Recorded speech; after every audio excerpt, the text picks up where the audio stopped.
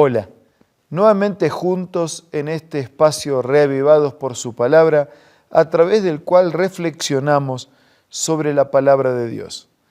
Y lo hacemos mientras tantos otros a lo largo de todo el mundo también diariamente se concentran en la lectura de un capítulo de la Biblia.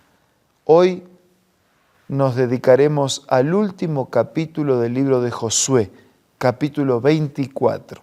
Pero antes vamos a tener una oración. Padre nuestro, pedimos tu bendición y asistencia de tu Espíritu al abrir tu palabra. Lo hacemos con necesidad y gratitud en el nombre de Jesús. Amén. En el capítulo 24 de Josué se nos cuenta sobre la historia y la muerte de Josué cuando tenía 110 años. Este líder que había sucedido a Moisés en la conducción y en el liderazgo del pueblo de Israel, está llegando al final de sus días. Y en el final de sus días, en la proximidad de su muerte, tiene un discurso de despedida. Así es titulado este capítulo. Un discurso donde recuerda, donde repasa y donde también proyecta hacia el futuro algunos consejos. Vamos a detenernos en algunas de sus palabras. Por ejemplo, en el capítulo 24, versículo 6, se nos lee que el recuerdo de que Dios sacó a los padres de Egipto, llegaron al mar, los egipcios siguieron a vuestros padres hasta el mar Rojo con carros y caballería. Cuando ellos clamaron a Jehová, Él interpuso una gran oscuridad entre ellos y los egipcios. O sea, está recordando la forma maravillosa en que Dios liberó a esos padres, a ese pueblo, a esos antecesores de la mano opresora del yugo de los egipcios. Después dice, estuviste muchos días en el desierto. Dejaron Egipto, caminaban en el desierto, siendo cuidados y sostenidos por la promesa de Dios, mientras se dirigían a la orilla, a la tierra nueva, a la tierra prometida. Y en este resumen que Josué va haciendo de la vida, del peregrinar, de las luchas, también tiene algunos consejos. Dice, ahora pues, temed a Jehová y servirlo con integridad y verdad. Dice, respeten a Dios.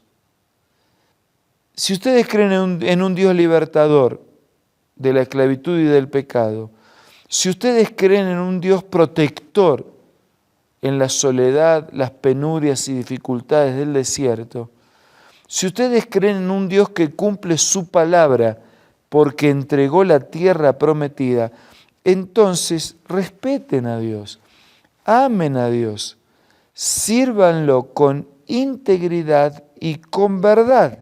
Quiten de en medio de vosotros los dioses a los cuales sirvieron vuestros padres al otro lado del río y en Egipto y sirvan a Dios.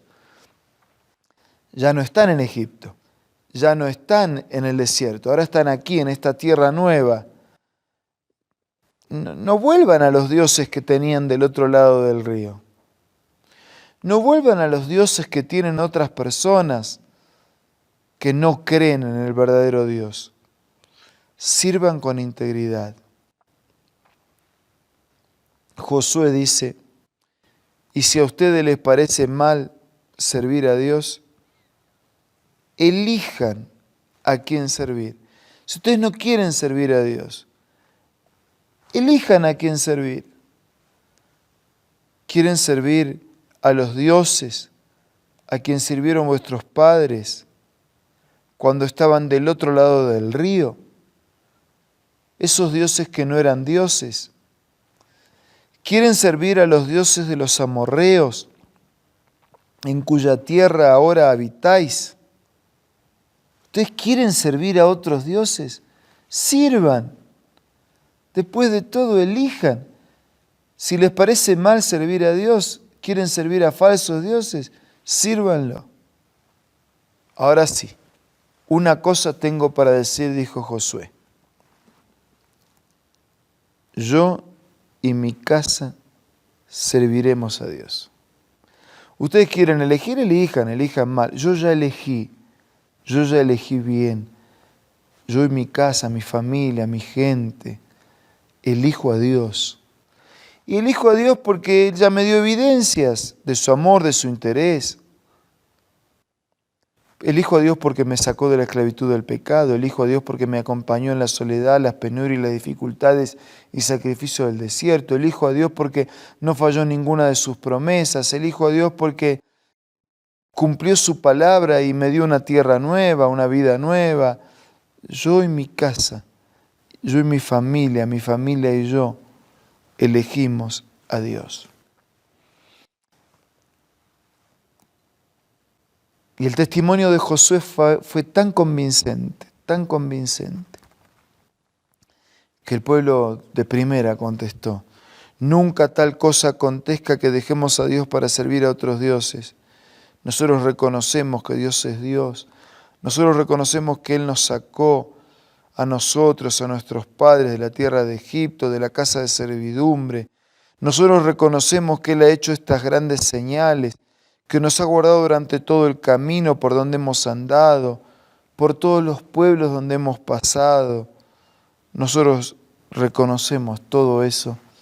Por eso expresamos un deseo, expresamos una decisión: que nunca tal cosa acontezca que dejemos de servir a Dios para servir a otros dioses. Entonces Josué dijo al pueblo: no podéis servir a Jehová porque Él es un Dios santo, un Dios celoso, que no sufrirá vuestras rebeliones y vuestros pecados.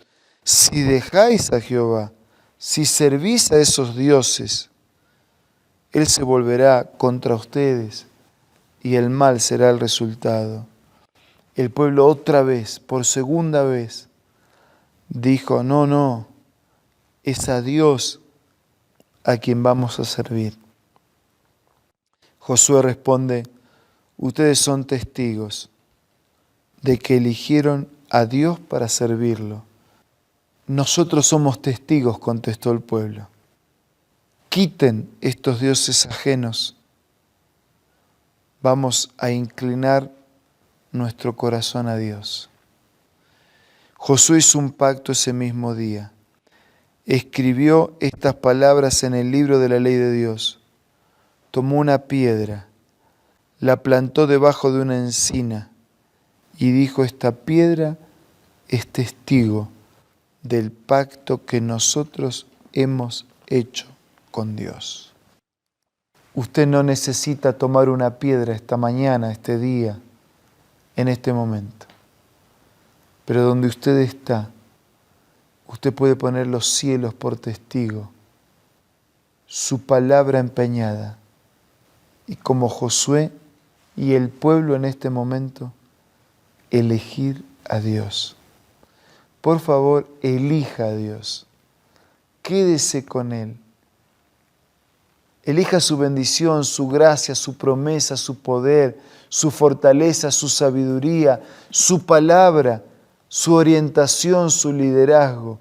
Por favor, elija a Dios y quédese definitivamente con Dios. Es un placer, es una alegría estar aquí reunidos en torno a esta mesa donde conversamos, donde podemos tener la inspiración de las Sagradas Escrituras y también de los escritos de Elena White que conocemos como el Espíritu de Profecía. Les damos una cordial bienvenida. Esto es Creed en sus profetas, y como cada día tenemos la presencia del pastor Bruno Razo para poder conocer los consejos de Dios para cada situación específica. Bienvenido, pastor. Muchas gracias, Pastor Eber, y bienvenidos también todos nuestros amigos y hermanos a un nuevo encuentro para seguir juntos con la palabra de Dios. Sin duda, pastor, nosotros hemos hecho un recorrido en casi un mes con la compañía de Josué, un gran hombre de Dios, el hombre que fue elegido por el Señor para ser el sucesor de Moisés. Y vemos que pasaron los años. En algún momento habíamos dicho que fueron varios años para la conquista. Luego vino la distribución, el asentamiento, la dirección de Josué. Josué ya estaba anciano, habían pasado más de 40 años del asentamiento ya en el territorio de Canaán, y llega el momento de la despedida. Josué sentía una tremenda responsabilidad y los manda a convocar. Él convoca todo el pueblo para un discurso de despedida, pero no solamente él va, ¿no?, la presencia, sino que él manda a traer el arca del pacto que estaba en Silo. Y hay alguna razón para este hecho de que Josué decida traer el arca. Sí, Elena de White lo explica de esta manera. Por indicación de Josué se había traído el arca de Silo. Era una ocasión muy solemne y este símbolo de la presencia de Dios iba a profundizar la impresión que él deseaba hacer sobre el pueblo.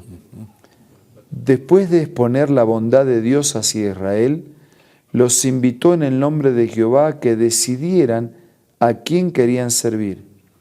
El culto de los ídolos seguía practicándose hasta cierto punto en secreto, y Josué trató ahora de inducirlos a hacer una decisión que desterrara este pecado de Israel. Y si mal os parece servir a Jehová, dijo él, escogeos hoy a quién sirváis. Josué deseaba lograr que sirvieran a Dios, no a la fuerza, sino voluntariamente. Y el amor a Dios es el fundamento mismo de la religión. De nada valdría dedicarse a su servicio meramente por la esperanza del galardón o por el temor al castigo. Una franca apostasía no ofendería más a Dios que la hipocresía y un culto de mero formalismo. Entonces, ¿por qué Josué hizo esto? ¿Por qué? Porque en todo proceso religioso, las personas primero comienzan a perder ese primer amor. Apocalipsis lo pone de esa manera, la pérdida del primer amor. Después comienzan a ser formales. Después comienzan a aparentar. La cita dice la hipocresía. Claro. Entonces viven una religión así, entre lo formal y lo hipócrita, entre lo que parece ser pero que en realidad no es. Y la declaración es fuerte porque dice una apostasía, es decir, irse del todo, ser contundente, que yo rechazo, yo no creo, yo no vivo, yo no practico, es mejor que esta formalidad y esta hipocresía. Claro. Entonces, Josué, consciente de eso, hace traer el arca porque quiere en la misma presencia de Dios hacer sentir la presencia de Dios y hacer un fuerte llamado. Y Josué 24 tiene ese fuerte llamado, ¿no? De decir, bueno, elijan, decídense. ¿Quieren quedarse con los ídolos? Vayan con los ídolos. Pero yo les sugiero, yo los invito, les hago un llamado, estoy apelando para que se queden con el Dios verdadero. Pero si se quedan con el Dios verdadero, no sean hipócritas, o sea, no tengan una apariencia de creyentes. Claro. Tampoco concentren todo en la forma. O sea, Dios no tiene problema con las formas. Un culto tiene formas. Oramos de rodillas, cantamos, entregamos las ofrendas. Dios no desecha las formas. Claro. Él acepta una oración de rodillas porque indica reverencia, respeto, siempre y cuando, además de arrodillarse el cuerpo, se arrodilla el corazón. Porque a veces se arrodilla el cuerpo y no se arrodilló el corazón. Y entonces mi mente, mi corazón está en cualquier lado. Entonces el que me ve de rodillas dice, qué lindo, está adorando, qué sentimiento postrado delante del sublime. Y Dios que conoce el corazón. Entonces, Dios no tiene problema con la forma. Está bueno que sigamos una forma de culto conforme a la palabra de Dios. Pero tiene que ser una elección voluntaria. Tiene que ser por amor. La motivación tiene que ser la aceptación del reconocimiento de Dios. Por todo eso Josué hizo eso. Y viste que yo voy mezclando, ¿no? Claro. Porque yo no pienso solo en Josué, yo pienso en nosotros.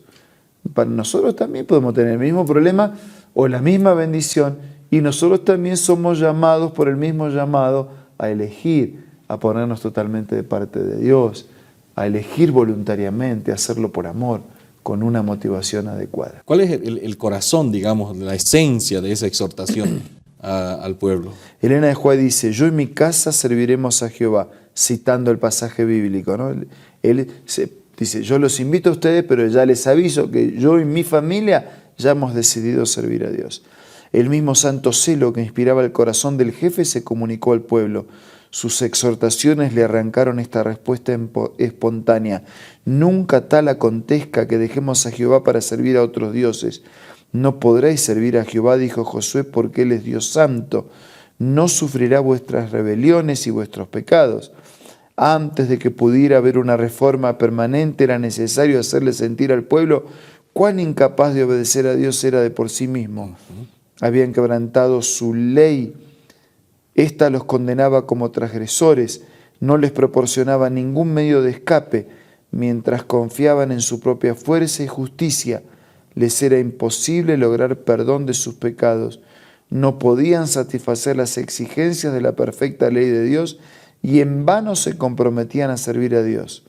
Solo por la fe en Cristo podían alcanzar el perdón de sus pecados y recibir fuerzas para obedecer la ley de Dios. Debían dejar de depender de sus propios esfuerzos para salvarse. Debían confiar por completo en el poder de los méritos del Salvador prometido si querían ser aceptados por Dios. Josué era un teólogo, ¿no? Tenía claro cómo era el plan de Dios. Él era su último llamado. Claro. Él quería que tuvieran una conducta, una vida transformada, una vida de obediencia. Pero él sabía que la obediencia no viene como resultado de mi esfuerzo.